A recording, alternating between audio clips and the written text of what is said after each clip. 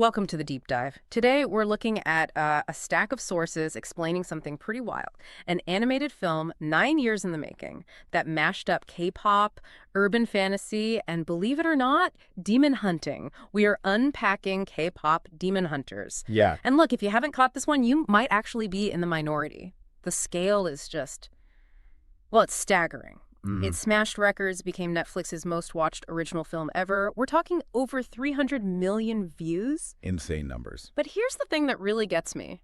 Months after it landed on streaming, they released a special sing-along version in theaters. Right. And that version, it topped the U.S. box office. A Netflix film hitting #1 at the cinema, that's historic. Never happened before. It really is a huge cultural moment, and it went way beyond just movie charts or music charts. So Yeah. our mission today really is to dig into why. Okay. We're going to pull out those foundational cultural bits, the real mythology behind it all, and also look at the surprisingly sharp critique of the K-pop industry itself.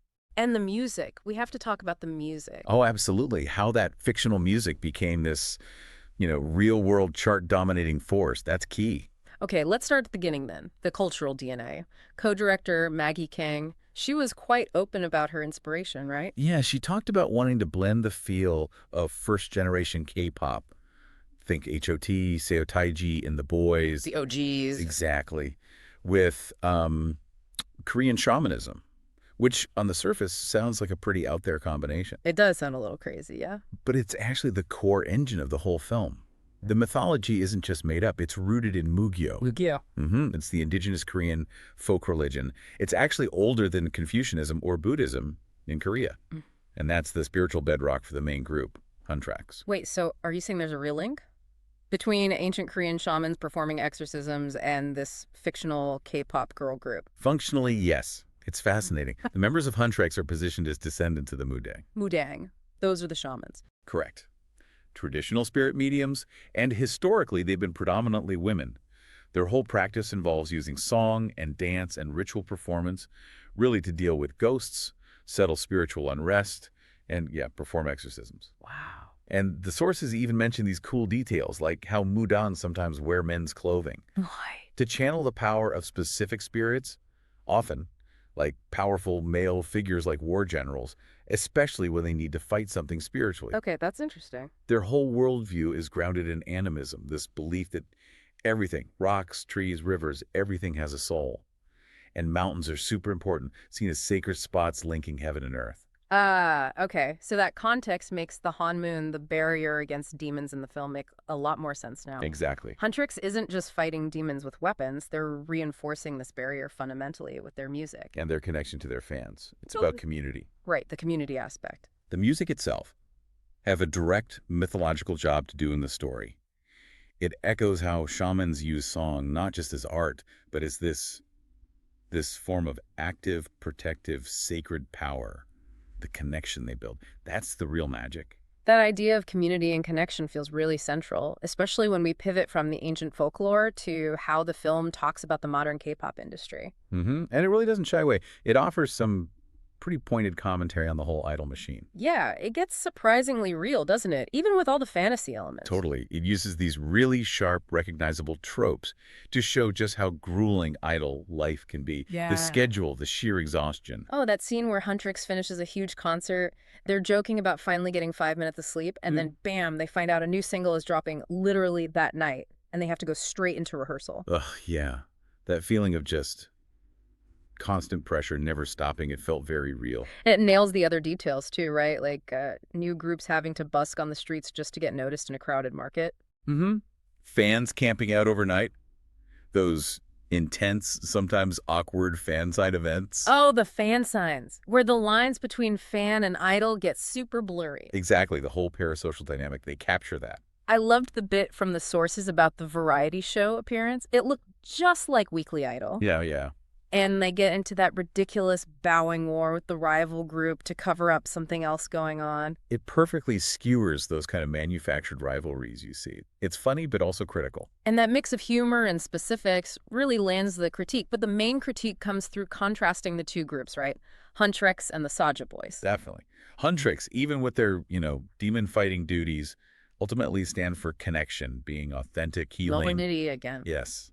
And look at their manager, Bobby. He's almost this this fantasy manager. Super caring, understanding. You've got commission. Right, takes a crazy low 3% commission. Yeah. It's like the ideal ethical management everyone wishes existed. But then you flip it and you have the Saja boys, the antagonists. Complete opposite. They are literally presented as a metaphor for the dark side of the industry. Like actual demons. Well, yeah.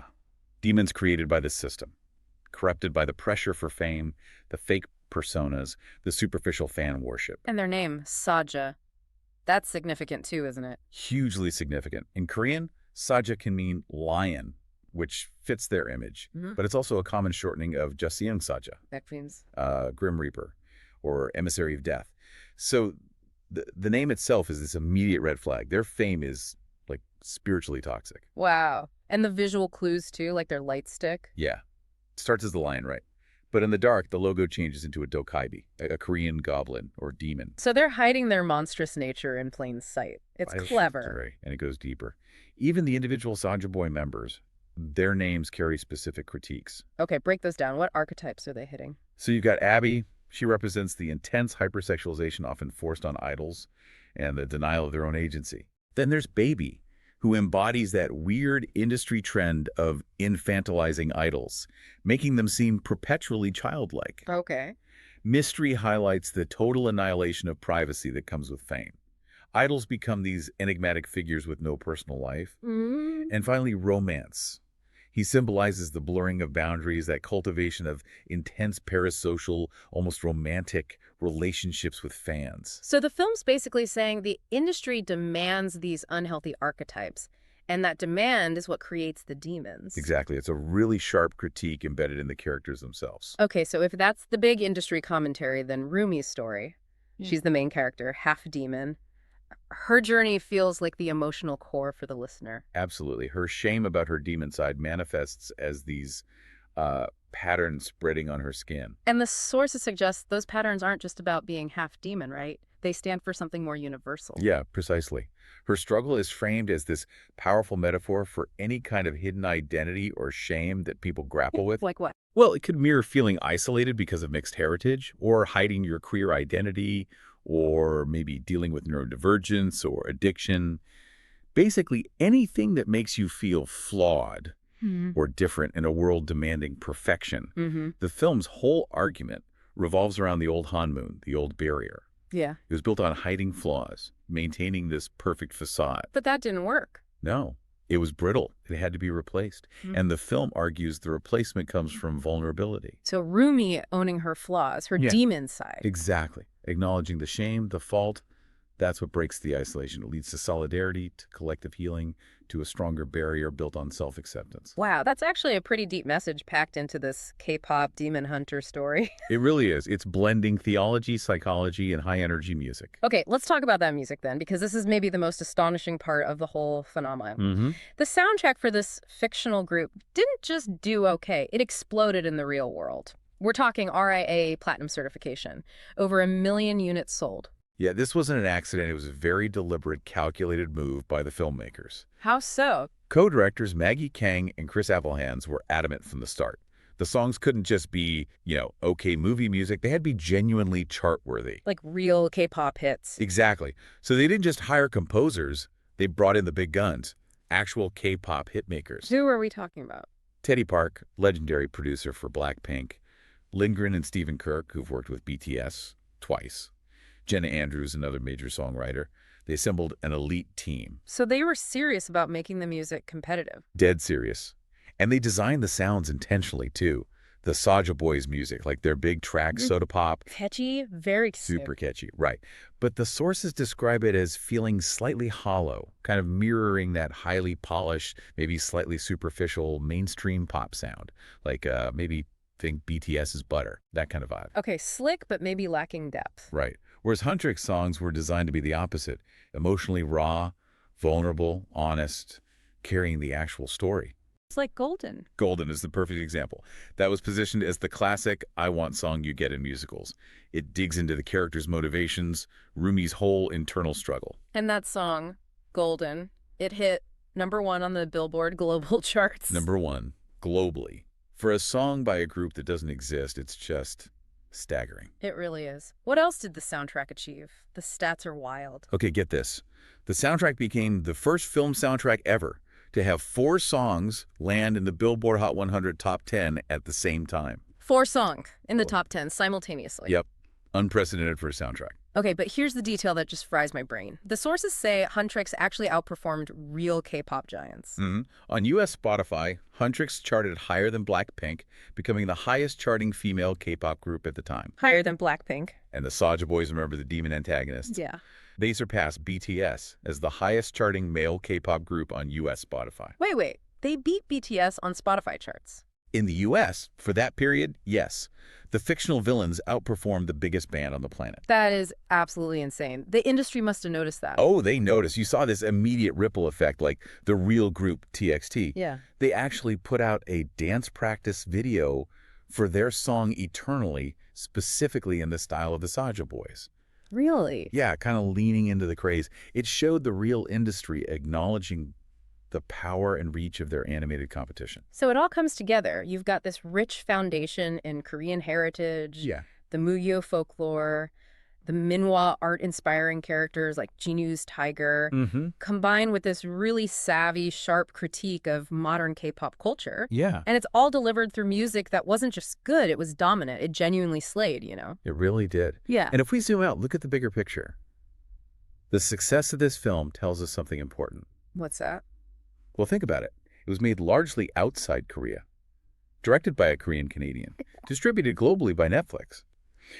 This suggests the Korean wave, the Hallyu, is shifting. Shifting how? Shifting how? It's entering what some scholars are calling a denationalized phase. Denationalized, meaning it's not strictly tied to Korea anymore. Kind of. It means the content, the cultural ideas, they're no longer just made in Korea and shipped out.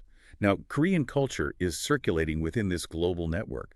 It's being adapted, remixed, recreated by creators all over the world. So the ownership is evolving, becoming more global. Exactly. The roots are Korean, but the expression, the success. It's happening on a global stage by global creators. It's fascinating. It really is. Which leads us to a pretty provocative final thought for you, the listener, to chew on. If a completely fictional group born from animation can now outsell and outchart some of the biggest real-world K-pop acts, what happens next? What happens when the art that's imitating the industry actually becomes more successful than parts of the industry itself? And how are the real K-pop groups going to respond to this new kind of challenge from their own animated rivals? It's a question worth pondering. The game might be changing. Definitely something to think about. That's a final thought worthy of a platinum record, I'd say. Thanks for joining us for the deep dive.